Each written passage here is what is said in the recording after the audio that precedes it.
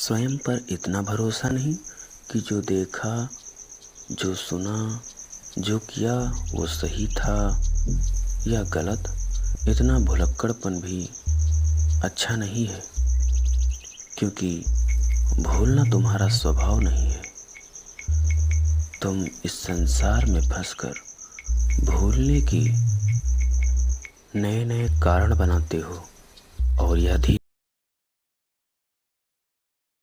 धीरे तुम्हारा संस्कार हो जाता है। और संस्कार वह होता है जो जीवन भर इतनी आसानी से छूटता नहीं, जीवन भर चलता है। ज्ञान अगर व्यवहार में न उतार पाए तो क्या फायदा उस ज्ञान का। और बिना ज्ञान के व्यवहार करना तो बेकार है। उस व्यवहार की कोई अहमियत नहीं जो ज्ञान के बिना हो। तुमसे यह उम्मीद नहीं की जाती कि तुम कोई बड़ा कार्य करो, कोई बड़ा विचार सोचो, और ऐसा करना तुम्हारे लिए बोझिल भी होगा। तुम कुछ मत करो, बस छोटे छोटे प्रयास करो जो सद्मार्ग की ओर जाते हैं, उन्हें अपनाओ।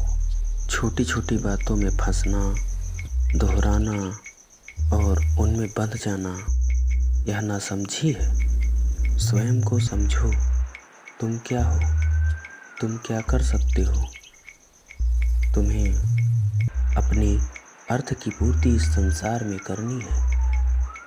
तुम किसी के पुत्र हो, तब अपना पुत्र धर्म निभाओ। तुम किसी के भाई हो, या तुम किसी की बहन हो, या फिर तुम किसी के पति या पत्नी हो, तुम्हें अपना धर्म निभाना है। ये रिश्ते बड़े मजबूत होते हैं।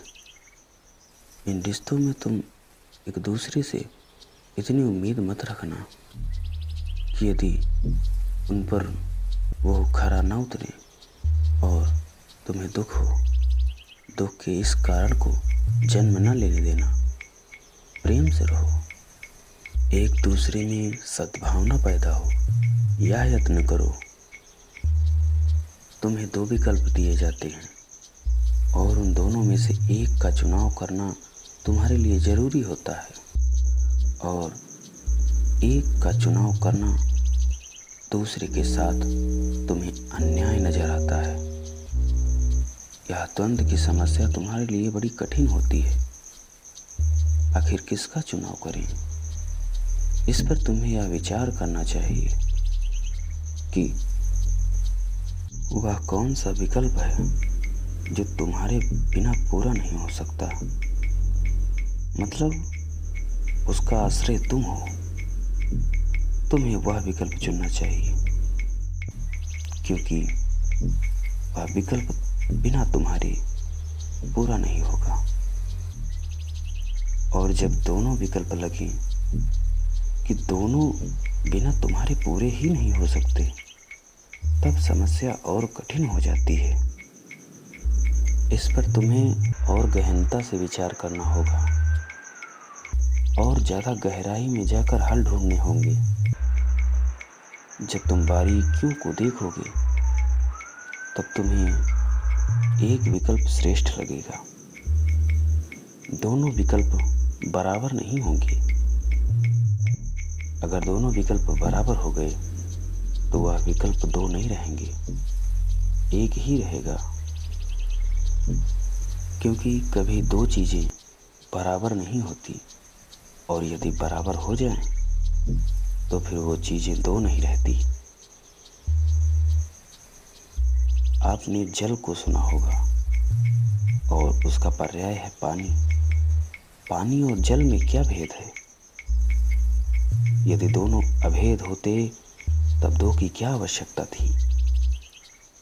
पानी का अर्थ विभिन्न परिस्थितियों में बदल जाता है, उसका मतलब बदल जाता है, उसका नाम भी बदल जाता है।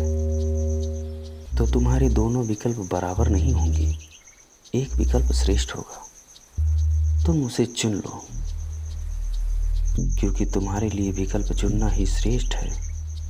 और यदि तुम दोनों की उलझनों में पड़े रहे और कोई विकल्प न चुना, तब तुम स्वयं को कभी माफ नहीं कर सकोगे। क्योंकि कुछ करना कुछ ना करने से हमेशा बेहतर है। यदि तुम ऐसे छोटे छोटे द्वंद्वों से बाहर निकलते गए तो तुम जीवन की अन्य परिस्थितियों में भी स्वयं को विजय कर पाने के काबिल बना पाओगे। यदि तुम पहाड़ियों पर चढ़ते आए हो तो पहाड़ से तुम्हें उतना भय नहीं लगेगा जितना केवल जमीन पर चलने वाले को लगता है। तुम्हें अपनी कमजोरियों को मिटाना चाहिए, अपने व्यवहार में सुधार लाना चाहिए। इसके लिए तुम्हें ज्ञान की आवश्यकता होगी और वह ज्ञान तुम्हारे भीतर पहले से ही मौजूद है। यह समझ रहे हो ना? तुम्हें सत्य और असत्य का पता कैसे चलता है? तुम्हारा अंतर्मन तुम्हें तुम्हारी बुद्धि को बढ़ाने में मदद करता है। तुमने लाल रंग देखा है, हरा रंग देखा है? क्या यह रंग कहीं बाहर से आए हैं? नहीं, यह सब पहले से तुम्हारे भीतर मौजूद है, बस तुम्हें इनका ज्ञान नहीं था, तुम्हें इनकी पहचान नहीं थी। यह पहचान तुम्हें बाहर से मिली। यह लाल रंग है और यह हरा रंग है। इसी प्रकार तुम भोजन करते हो, समस्त स्वाद तुम्हारे भीतर है। कड़वा, खट्टा, मीठा, तीखा, सारे स्वाद तुम्हारे भीतर हैं। बस उनको नाम तुम बाहर से देते हो, उनकी पहचान तुम बाहर से कर पाते हो। जब तुम्हारे भीतर अमुक प्रकाश प्रवेश करता है तब तुम्हें तुम्हारे भीतर तुम्हारी अमुक शक्ति का ज्ञान होता है और वह जाकर तुम्हारी बुद्धि में एक जगह बैठ जाता है और तुम्हें वह हमेशा याद रहता है। तुम्हारे भीतर तमाम भाव पहले से ही मौजूद हैं, परंतु वो कैसे भाव हैं यह तुम बाहर से जान पाए। करुणा का भाव है कि वीरता का भाव है, यह सब तुम बाहर से जान सके। तुम्हारे भीतर अनंत ज्ञान मौजूद है, उसी का दर्शन तुम ध्यान और मनन से कर पाते हो। इस संसार में जितने भी आविष्कार हुए, जितनी भी उपलब्धियां लोगों ने पाई, वह सब भीतर से ही पाई। उन्होंने स्वयं में खोजा कि क्या सत्य है और वह कुछ जान पाए। और अभी एक बड़ा हिस्सा जानने को बाकी है। तुमने ध्यान दिया होगा कि जब तुम कोई खट्टी चीज़ खाते हो, तुम्हें यह नहीं पता होता है कि वही वास्तव में खट्टी है। वह खट्टी के करीब हो सकती है, परंतु तुम उसे खट्टी के बराबर नाप देते हो। ठीक इसी प्रकार नीले रंग की जो तरंगे होती हैं, उन तरंगों से कम आवृत्ति की तरंगों को हम नहीं पहचान पाते, उनसे बने रंग को नहीं देख पाते। इससे क्या पता चलता है कि हमारी आँख पूर्ण नहीं है, वह पूर्ण है या नहीं है इसका भी अंदाज़ा नहीं लगा सकते। एक वेदांत व्यक्ति को लाल और हरे रंग में भेद करना नहीं आता, उसे लाल और हरे रंग नहीं दिखाई देते। तो क्या इसी प्रकार हमारी आंखें सिर्फ 7 रंग ही देख पाती हैं, उससे जो अलग अन्य रंग हैं उन्हें हम नहीं देख पाते। इससे क्या पता चलता है कि हमें अन्य रंगों का ज्ञान नहीं है या फिर हम अन्य रंगों को देखने के काबिल नहीं हैं। इस संसार में कोई भी कार्य बिना कारण के नहीं होता। तुम्हारा जन्म इस संसार में हुआ है, इसका भी कोई कारण है और उस कारण की पूर्ति तुम्हें करनी है। तुमसे जो कार्य होगा वह भी कारण बनेगा अगले कार्य का। तुम्हें तुम्हारे कारण की पूर्ति करनी है। तुम्हारा क्या अर्थ है, तुम्हें अपने अर्थ की पूर्ति करनी है। तुम्हारा क्या स्वभाव है, तुम्हें अपने स्वभाव को बनाए रखना होगा। किसी भी विचार या व्यवहार में फंसकर स्वयं के स्वभाव का बलिदान मत करना, उसे बनाए रखना। क्योंकि जो स्वभाव है वह सही है, सत्य है और वही सत्य है।